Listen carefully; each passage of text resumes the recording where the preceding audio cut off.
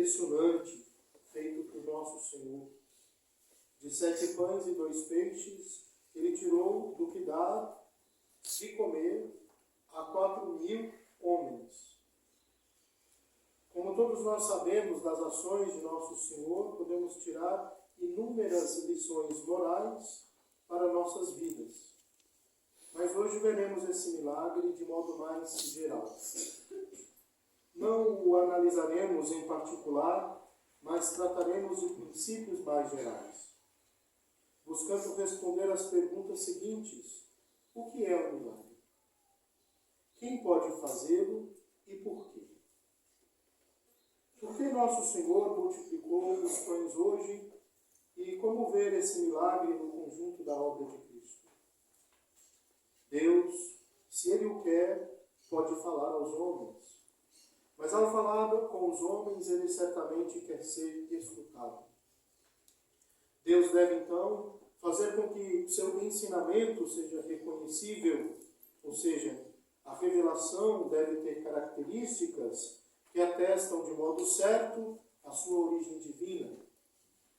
Desse modo, aqueles que receberão a revelação darão sua adesão incondicional de modo sensato, mas aqueles que a rejeitarão serão inexcusáveis.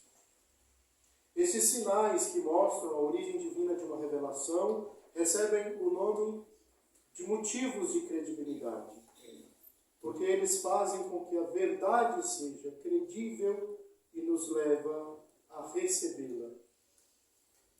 Todos aqui compreendem facilmente um problema como esse.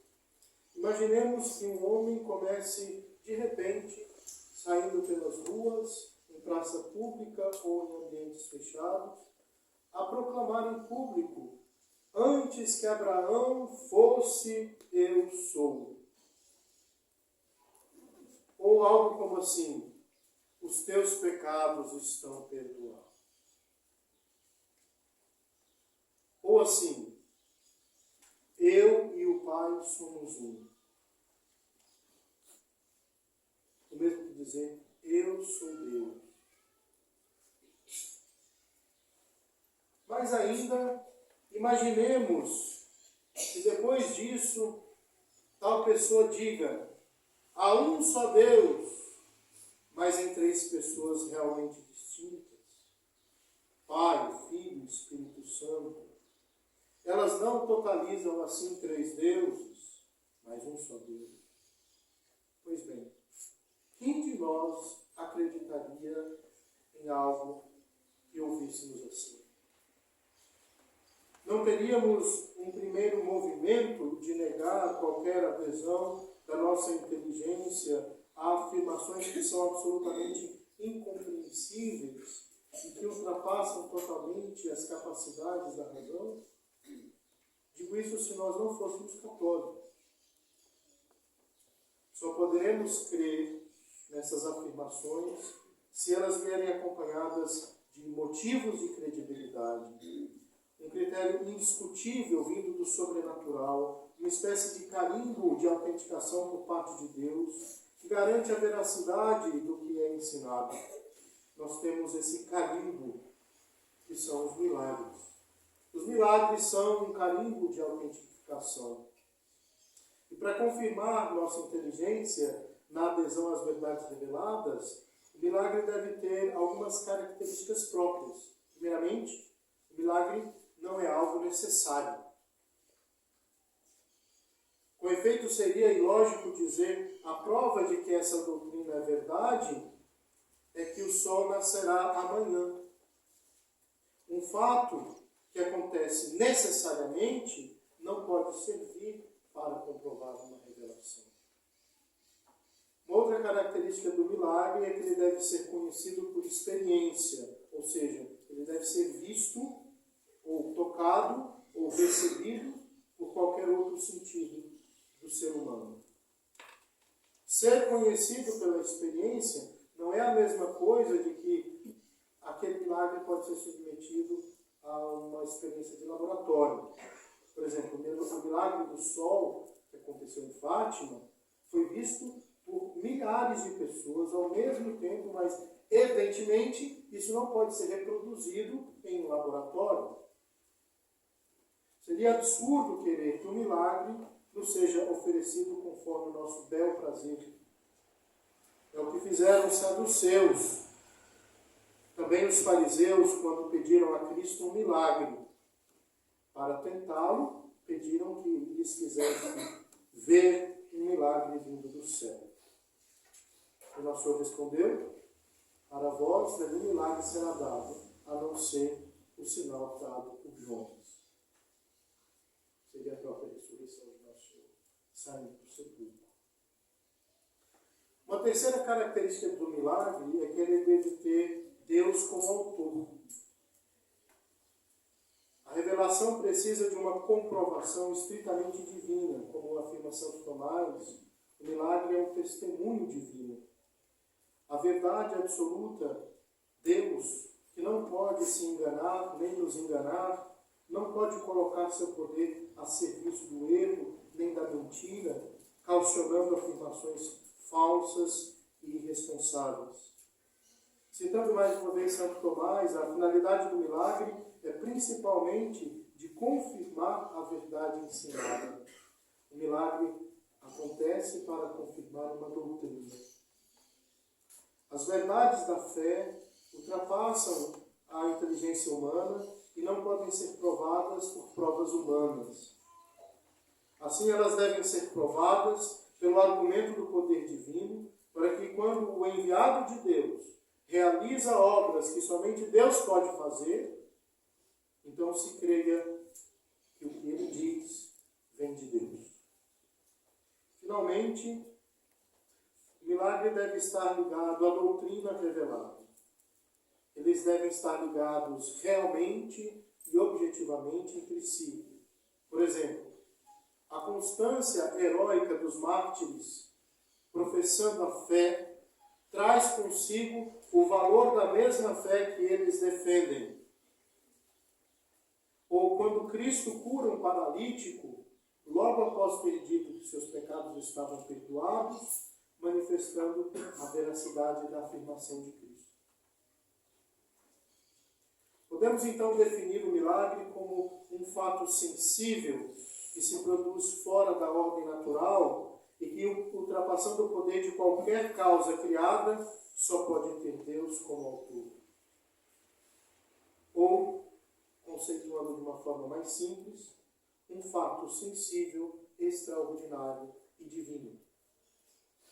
A finalidade do milagre é dupla: confirmar a verdade de uma doutrina ensinada e manifestar a santidade de um homem que Deus quer propor aos outros como exemplo. O que se dá, por exemplo, com os santos no processo de canonização. Por exemplo, também isso aconteceu com o próprio Cristo. E é importante falar da origem divina do milagre, porque talvez alguns milagres que aconteçam, talvez chamados até de prodígios, tenham as duas primeiras características. Seja algo fora da ordem natural, por exemplo, as cirurgias espíritas, que são feitas sem anestesia. Aparentemente aquilo parece um milagre. O que explicaria aquilo? Mas, não sendo para confirmar uma doutrina, consequentemente, se entende que quem faz aquele milagre não é Deus, é o demônio. Então, essa terceira característica ela é determinante para que nós não fiquemos confundidos com esses milagres, chamados milagres, que aparecem por aí, seja em ambientes espíritas ou pentecostais, ou mesmo também em outros tipos de denominação. Por isso nós precisamos sempre buscar o que aquele milagre pretende confirmar. Alguém poderia também querer recusar o milagre afirmando que eles são causados por forças naturais, que são ainda desconhecidas pela ciência, por exemplo. A eles, devemos responder que se não conhecemos até onde vão as forças da natureza, por outro lado, sabemos muito bem até onde elas vão. Combinando oxigênio e hidrogênio, por exemplo, os universitários aí que se prepararam para coisas difíceis, nós nunca vamos obter cloro. Semeando trigo, nunca colheremos rosas. Então, esses são os limites da natureza. Do mesmo modo, a palavra humana nunca será capaz, por si mesma, de, por exemplo, acalmar uma tempestade no mar. Ou de ressuscitar um morto. Não é partindo um pão hoje no Evangelho e distribuindo, fazendo uso das forças da natureza, que nós obtemos imediatamente a saciedade de 4.000 homens. Sabemos com certeza que as forças da natureza não dependem da vontade livre do homem, nem está submissa às suas orações ou méritos, muito menos de nossas próprias virtudes. Logo, se após as orações de um homem virtuoso, um fato extraordinário se produziu, concluímos sem erro que foi Deus quem agiu, e não alguma força natural despertada pela oração. Temos todo o direito de nos perguntar por que acontecem milagres, por exemplo, até hoje, no túmulo de São João Maria Vianney, mas não no túmulo de Lutero. E por que uma suposta força oculta, natural, agiria lá, mas não aqui? O fato é que no milagre, a ação divina é a única explicação razoável dentre todas as explicações que podem ser apresentadas pela má vontade humana. Finalmente, é necessário dizer que o milagre feito por Deus se dirige a todos os homens. É falso dizer que o milagre só pode ser conhecido e identificado por aqueles que têm fé. No fundo, tal admiração pretende que o milagre não passe de um fruto da imaginação ou de uma consideração ansiosa precipitada daqueles que creem em alguma coisa, principalmente de gente muito religiosa, que querem continuar crendo e se forçando a buscar o milagre a todo custo, porque no fundo a fé seria algo irracional, sentimental, precisando constantemente de bengalas para ser sustentável. Ora, a Igreja nos diz que o milagre é um meio perfeitamente apropriado para todas as inteligências. Quando Cristo ressuscitou Lázaro, até os judeus que odiavam nosso Senhor viram um morto de 4 dias que estava em decomposição sair vivo do túmulo. Era tão claro e evidente que eles dirão: o que faremos? Este homem faz muitos milagres. Até os que combatiam nosso Senhor e que não davam fé às suas palavras, tiveram que reconhecer os milagres que ele fazia. Novamente citando o milagre do sol em Fátima, ele foi noticiado em todos os jornais da época. O milagre é tão fácil de ser reconhecido que, se por absurdo ele viesse unido a um erro, então poderíamos dizer: meu Deus, se é um erro, então o Senhor nos induziu a ele. O homem moderno tem esse problema com o sobrenatural e, consequentemente, vai ter um problema em acreditar em milagres. É através de um programa de vida que optamos por uma forma de pensar. O uso que determinamos fazer da vida decide a orientação que imprimimos às nossas ideias.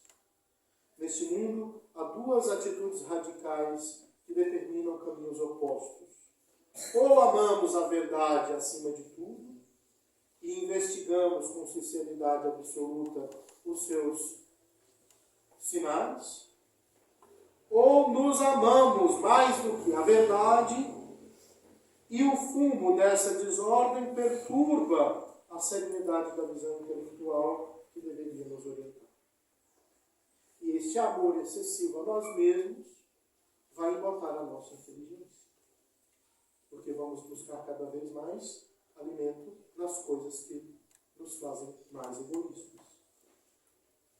O amor de si levado até o desprezo de Deus. Eis a raiz moral da incredulidade e o princípio de todas as infelicidades humanas. São João é claro quando menciona no seu Evangelho: os homens amaram mais as trevas do que a luz, porque suas obras eram más. Como o homem é um composto de alma e matéria, a recusa do sobrenatural pode se fundamentar em uma outra coisa. Em alguns, o amor de Deus se apega à parte superior do homem, ao racional. É a recusa de qualquer submissão, a pretensão de uma independência sem limites, é o orgulho. Em outros, o amor desordenado orienta as suas preferências para os bens da vida animal, como, por exemplo, a escravidão da carne, a sensualidade. E em todos esses casos, a desordem fundamental é a mesma, uma tentativa frustrada de resolver o problema da felicidade fora de onde ela pode ser encontrada, fora do bem infinito que é Deus. O orgulho, impureza da alma, e a impureza, o orgulho do corpo. Além disso, é comum que ambos venham unidos. Por exemplo, o orgulho é um desejo desregrado da própria estima, oposto à virtude da humildade, ligado à virtude da temperança. Seria de espantar, então, que a ausência de uma virtude ligada à temperança, por exemplo, conduza à impureza. Por isso que nós vemos aí muitos intelectuais com a boca suja. Ou muitos intelectuais que não conseguem ter uma vida sobrenatural. A modernidade, então, põe o homem como fundamento de tudo. E é claro, a igreja nunca foi contra esse progresso, né, que dirige os homens para Deus, mas se sob o nome de civilização, de modernidade, de progresso, devemos entender o que foi inventado para enfraquecer e destruir a igreja, e aquelas leis que são intrinsecamente más, ou aquelas doutrinas que se dizem hoje muito avançadas enquanto teológicas, então nós precisamos combater tudo isso. Precisamos pedir a nosso Senhor que nos dê uma mudança no nosso estilo de vida, que nós tenhamos sempre diante de nossos olhos que Deus amou tanto o mundo que Ele lhe deu o seu Filho único para que todo que nele crê não pereça, mas tenha a vida eterna. E que esse Filho dele veio dar sinais contundentes, claríssimos, perfeitos, do quanto Deus não nos quer ver nesta condição precária de uma vida humana neste mundo tão ligada ao pecado. Veio nos libertar. E por isso nós estamos aqui e queremos sempre estar perto daquele que tanto teve compaixão de nós, que veio nos revelar a verdade claramente, sem erro, sem engano. A Santíssima Virgem Maria, nossa Mãe, nos ajude a sempre estar perto da luz que é o seu próprio Filho. Em nome do Pai, do Filho e do Espírito Santo. Amém.